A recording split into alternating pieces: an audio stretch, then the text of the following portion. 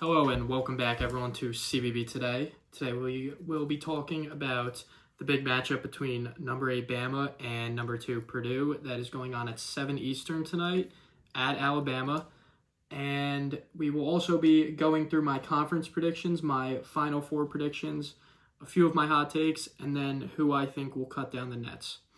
So we'll get right into it. Purdue Bama tonight. Trey Coffin-Wren will be in the starting lineup. He has not played yet this season. That is obviously massive for the Boilermakers, Matt Painter's squad. Bama, we know they have the guard trio of Wrightsell, Holloway, Philon. The jury's kind of is still out on their front court, so that is something to keep an eye on. Will Trey Coffin-Wren, will they be able to neutralize him, basically? Braden Smith, he's going to, he'll get his 10 assists. He'll get his 15 to 20 to 25 points. What can they do to stop Trey Coffin-Wren? I think that's the issue. That's really the matter at hand for Bama. And also, big X factor for Purdue, Fletcher Loyer. He's currently shooting 58% from three on the young season. What are they going to get out of him tonight?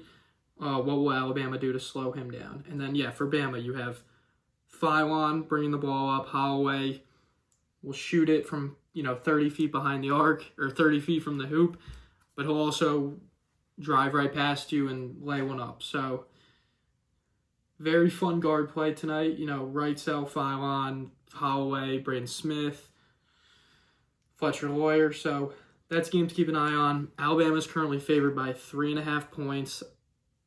Feels like the type of game where, whoever's the home team will be favored by 3 to 5 points. So Bama has the slight edge in that for tonight.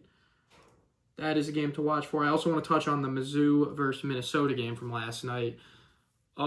Minnesota hung in there. Cade Tyson had another good game. He's averaging 22 through their first 3 games. So that is a good sign for Nico Medved's squad. Sebastian Mack looked good. Mark Mitchell looks like he's took another step in his development. So, that's definitely something to keep an eye on. I think Mizzou is, they'll be right in the thick of things for the SEC. And, they got the job done. They pulled away in the second half. And, another UT Martin. They beat Bradley. I said it. Yes, it was a bye game. Bradley paid UT Martin for that game. No, it was not an upset. UT Martin, sneaky at-large team in the Ohio Valley. Okay, sneaky at-large. Yes, they can, they can get the automatic qualifier, but wouldn't it be cool if we get 2 teams from the Ohio Valley? So that's it for the preview and kind of the recap from yesterday. Not much yesterday. We all know Tuesday was very fun, but there's a lot to look forward to for the weekend. So we'll get into some of my predictions for the conference. I'll try to keep it, relatively short. ACC. I went back and forth on my top 2 here. I think everyone that's not a fan of NC State or UNC will have Louisville and Duke at the top. I chose to put Louisville after what I saw the other night against Kentucky. I think Duke can easily win the conference, but I think that Louisville team is deep. I think Conwell and Mikel Brown Jr. is the best guard tandem in the country, and I don't think it's particularly close. McNeely's a good wing. Khalifa looked good in the first time he played in a while. So, they look dangerous. They look like they can make a run in March, and it would not shock me. So, to round out, I have NC State at 3. I'm just not high on UNC this year. I have UNC at 4. I am high on NC State. I like Will Wade. Darian Williams had 32 the other night. They got Copeland, who came with Wade. They got Lubin from UNC. So they look like they have a solid squad this season. UNC, I updated this after the Trimble injury. It sucks for UNC. It sucks for him. You hate to see things like that. I still think with Caleb Wilson and Henry Visar, it might take a little time, and I'm not a Hubert Davis guy, like, whatsoever, but I don't know. They, we've seen, they barely snuck in the tournament last year. They lost a lot of guys from last year. I could see UNC missing the tournament. Like, I could see it. And I don't want to see that because it's better when, the sport is better when UNC is good. But I could see them missing the tournament outright. I think they'll, get an 8-9 seed. But I could see them just, having one of those years. To round it out, I kind of had Miami and SMU and UVA in the same 5 through 7 realm. Yeah, and then Syracuse and Wake. I wasn't high on Wake, but they showed a lot of good stuff against Michigan the other night. So they are definitely a sneaky team in the ACC to keep an eye on. And yeah, Juke Harris, that is a player to keep an eye on in the ACC once conference play gets started. So that'll round out the ACC. The American Conference, I got Memphis winning that. Yeah, Doug McDaniel, third school in 3 years. You take the good with the bad with him, right? He'll give you 30 one night, but then he'll have 8 turnovers on 2 of 10 shooting. So they also brought in Aaron Bradshaw. He didn't play too much the other night, but former 5-star recruit, Camden High School, was at Kentucky, then Ohio State. Now he's at Memphis. He's got the talent. He's got to put it together. I think they'll be fine. North Texas is sneaky, though. South Florida is sneaky. Moving on to my favorite conference, the Big 12. I love watching the Big 12, Tuesday nights in January and February. Top of the Big 12, I think everyone has Houston at the top. I have Houston at the top.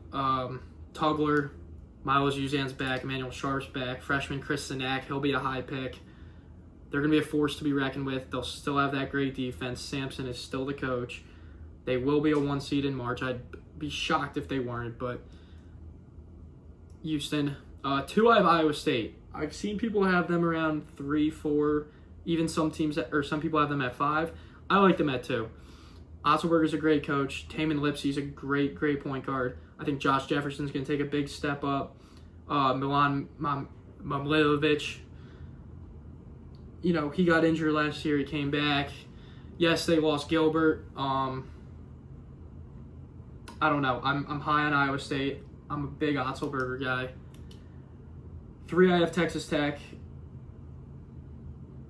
JT Toppin. That's all I need to say about that. 35-11 the other night against Illinois.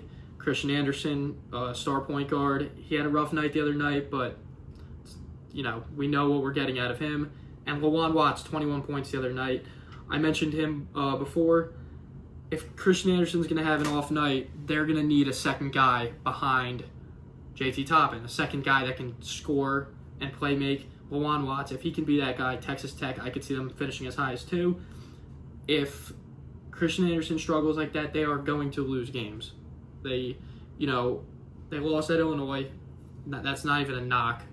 I said Illinois' stock definitely rose with that game.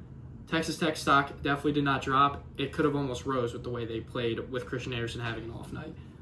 With that being said, the Big 12 is tough this year. It's very tough. At 4, I have Arizona. I didn't know exactly where to put them. In the 2 to 5 range, definitely. I wanted to put them as high as 2, but they lost Caleb Love, who some people are saying it's going to be addition by subtraction.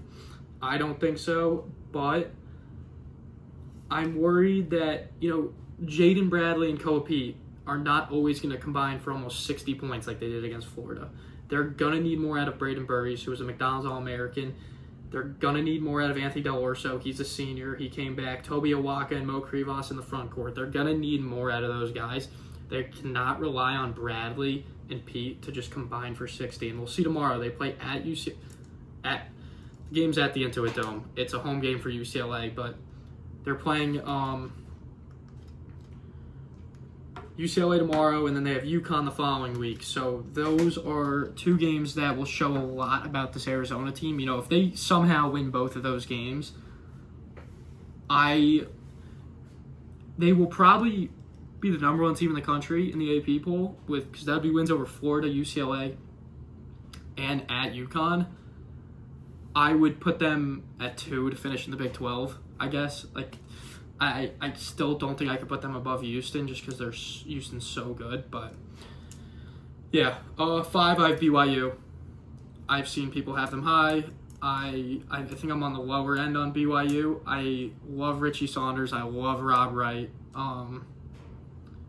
Yeah, I need to see... Not that AJ DeBance has been bad, but I get worried with him, and not that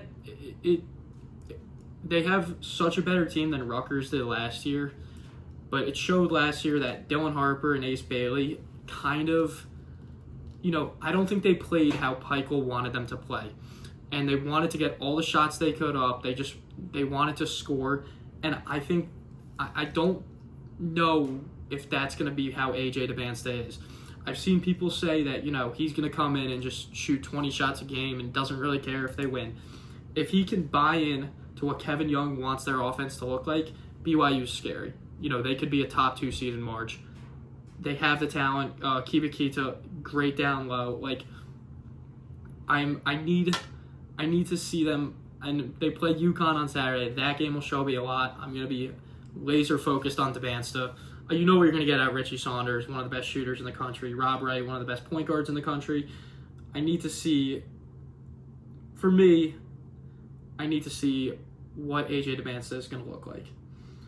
6, sneaky, I have Cincinnati. Yeah, I think Wes Miller can be coaching for his job. Like, if they struggle this year, he could be out the door. They brought Day Thomas back. They brought in Kirk Kriisa, who feels like he's been in college forever. But, you know, they have veterans.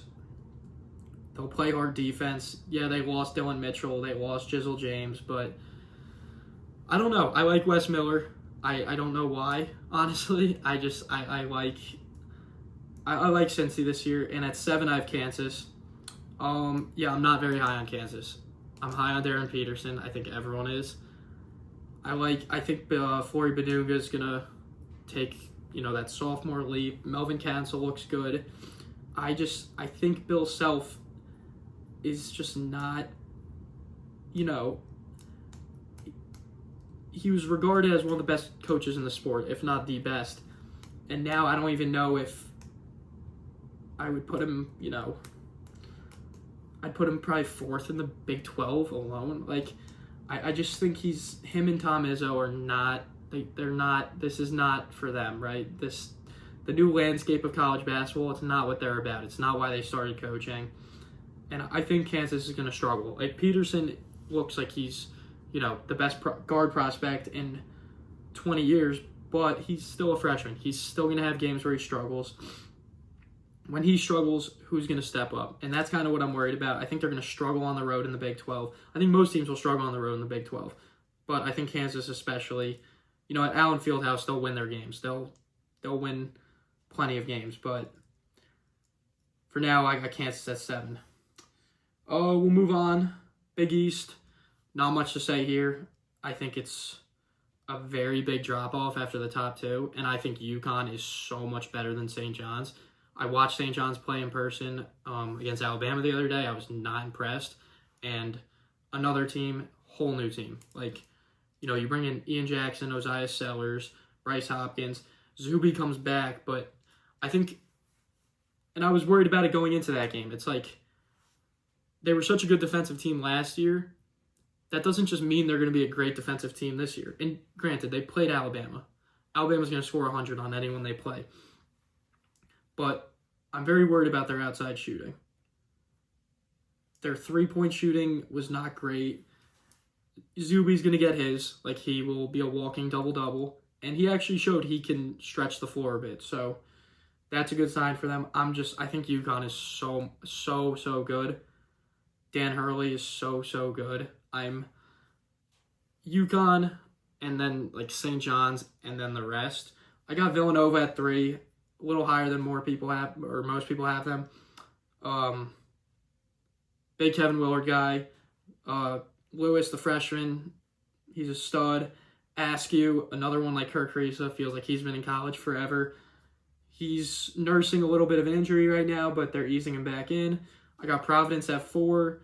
Creighton at 5. I think this could be Greg McDermott's last year, depending on how it goes.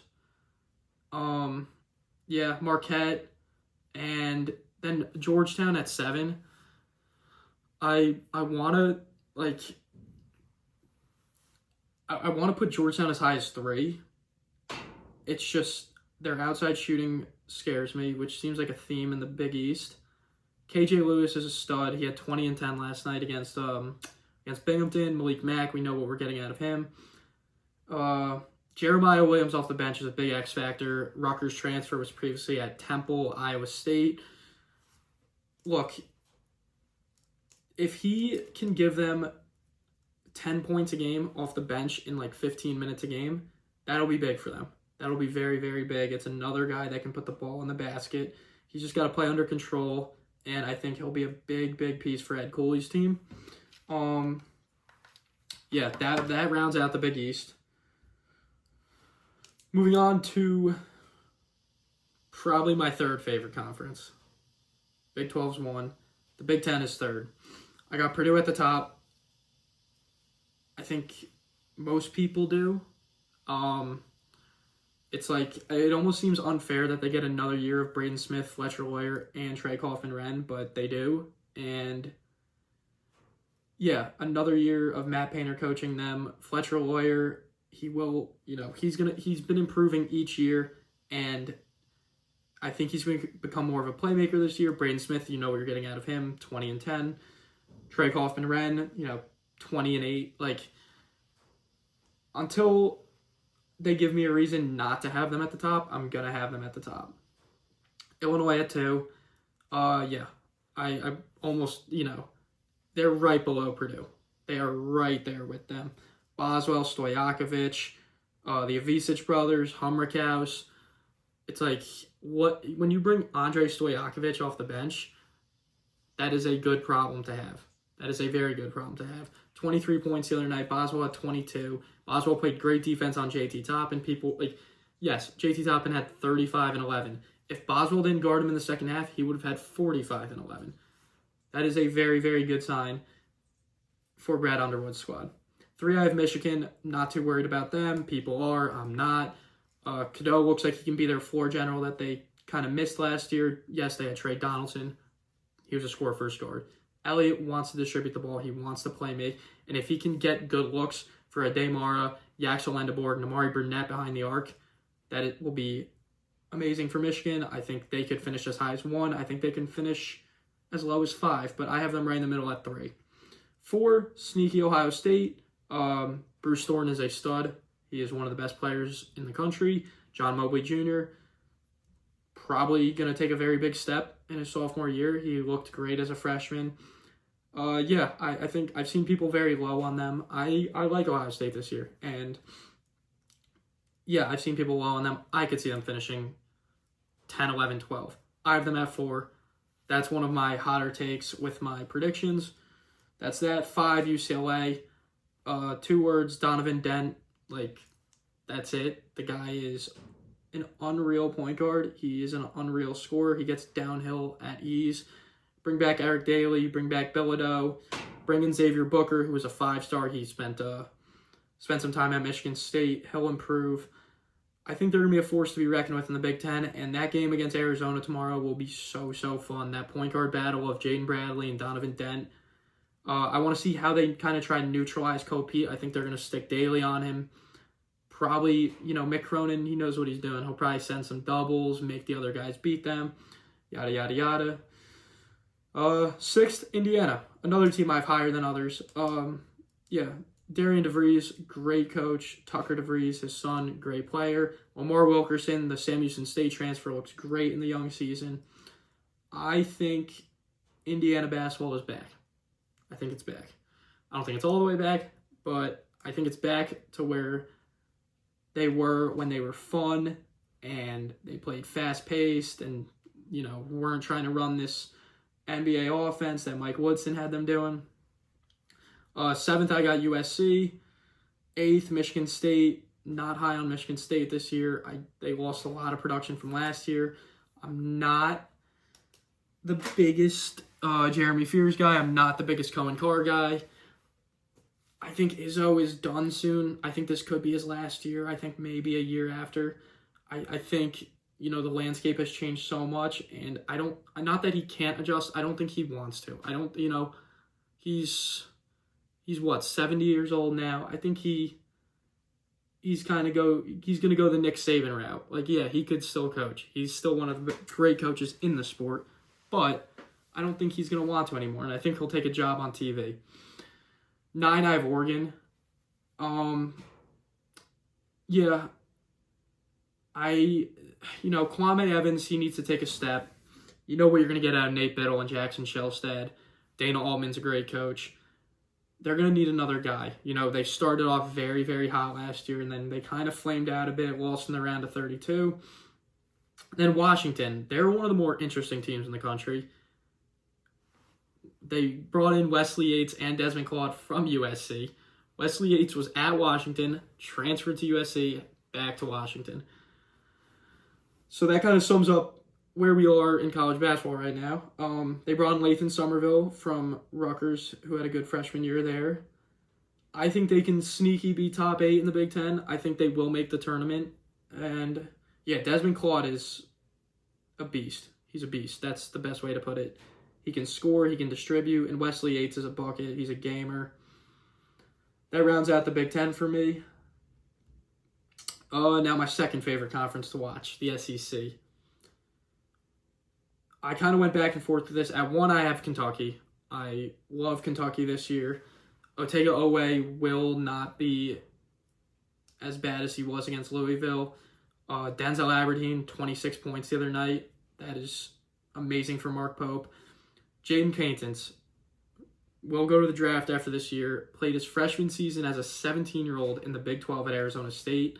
Once they get him back, Garrison, I think it's going to be trouble for the rest of the SEC. I think Kentucky can make a deep run in March this year. I think this is, they spent $22 million on their roster, and it shows. It definitely shows. 2, I got Alabama.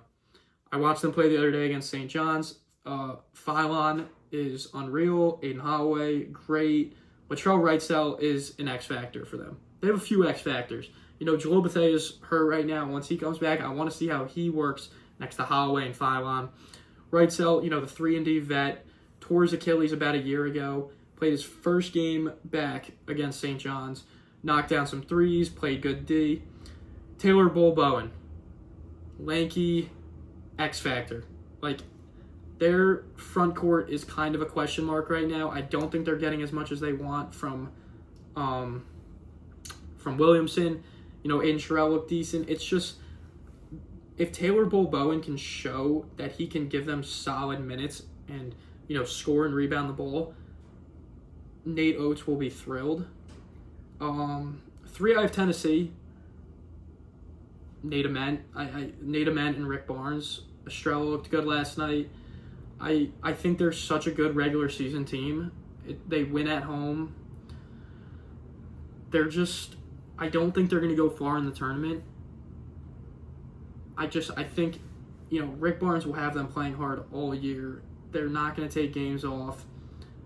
I like them at 3. I could see them finishing 6th. I could see them finishing 7th. So, 4th, Florida. Could see them finishing 1st. They could literally win the SEC, and I would not be shocked at all. You bring back Alex Condon, you bring back Thomas Hall, you bring back Ruben Chinulu, you bring in Boogie Flan and Xavier Lee. You lose Will Richard, you lose Elijah Martin, you lose Walter Clayton Jr. and Denzel Aberdeen. So your guards left. You brought in Boogie Flan and Xavier Lee. They'll settle in. They'll learn how to work together. And yeah, you have the best front court in the country. So, and Todd Golden is great offensive mind, great coach. Florida will be a top 3 seed in March, and if they end up being a top or a 4, 5, 6 seed, they will be a scary team for anyone to face. Arkansas at 5, Malik Thomas, Darius Acuff, Carter Knox. Hopefully DJ Wagner can take a step for them. They lost to Vicic to Illinois. I don't. It's like it's always been so hard for me to rank Calipari's teams. Going back to his early days, or not his early days, but 10 years ago at Kentucky, it's like I don't know. You don't know what you're going to get out of them. Sometimes they're going to be amazing and be a 2 seed, and then sometimes it's like mid-February and they're on the bubble. So I'm just going to put them at 5. They have the talent to be at the top of the SEC, but they're also young. But they have a nice, you bring back Knox, you bring back Wagner. We'll see what happens there. And Trayvon Brazile, who they need him. They need a lot out of him this season, the veteran leadership there. 6, I got Mississippi State. Josh Hubbard, beast. Acor. He's gonna be an X factor for them. Auburn at 7. I almost feel bad for the players with what happened with Bruce Pearl leaving right before the year. It sucks. That's life. Pettiford's gonna take a big step. He'll be a first-round pick. Keyshawn Hall. They'll be good, but I don't think that good. I think they'll. I don't know. Come March, I could see them as a 7 seed, 5 seed, like around there. I don't think they'll be much better than a 5 seed. And then at 8, I got Mizzou. Mark Mitchell and Sebastian Mack looked great last night. They handled Minnesota pretty well in the second half. Dennis Gates, he's kind of turned that program around. So I got Mizzou at 8. I think they'll kind of be on the bubble, but I think they'll get in as a 9 or 10 seed. And then Ole Miss, AJ Storr, Chris Beard. I think AJ Storr has a good bounce back year there. He'll be able to play a little more freely. So that'll round out the SEC. And then Final Four predictions. I did these kind of fast because they're impossible to predict. Louisville, I think right now I have them ranked at 6th in my top 10. They're definitely a top 6 team in the country. I'm so tempted to put them even higher, like 3rd. It's like that guard duo is so good, and Pat Kelsey is such a good coach that they have the team to cut down the nets in March. Houston. I feel like everyone always picks them to make the Final Four. It's Miles Hughes and Emmanuel Sharp. Like, that backcourt is disgusting. Kelvin Sampson. And then 3rd, I got Illinois. I think this is the year that they get over the hump. They made the Elite 8 a couple of years ago and got walloped by UConn. But I think this is the year. They have a lot of experience, a lot of guys that have played in the tournament. They lost Yaka Jonas, but another one people are saying it's kind of like the Caleb Love. He was a great player at Illinois, but almost could be some addition by subtraction because you get the ball in other guys' hands more. And then UConn is my 4th. They're a popular pick this year. They have a loaded roster. Silas Emery Jr., you got Solo Ball, Terrace Reed, Alex Caravan all coming back, and Dan Hurley is the coach. So I would not be surprised if they lose 4 games all season and lose like 2 games in the Big East, like at St. John's, and then maybe like at Georgetown or at Nova or at Providence, like just kind of a trap game. And then Houston over Illinois, and Kelvin Sampson retires, his son takes over. That's my championship pick. Those are my Final Four predictions, and those are my conference predictions. I'll do a couple of these throughout the season as the season goes on. These are my first official predictions. So, I hope you guys enjoyed that. I really like making this type of content, predictions, talking through the teams, talking through my thought process. And, we'll be back tomorrow with a recap of the games tonight, Purdue, Alabama, and then we will be previewing the games for the weekend, Arizona, UCLA. We got BYU, UConn, so we'll do that. And that'll be it. Hope you guys enjoyed, and I'll see you later.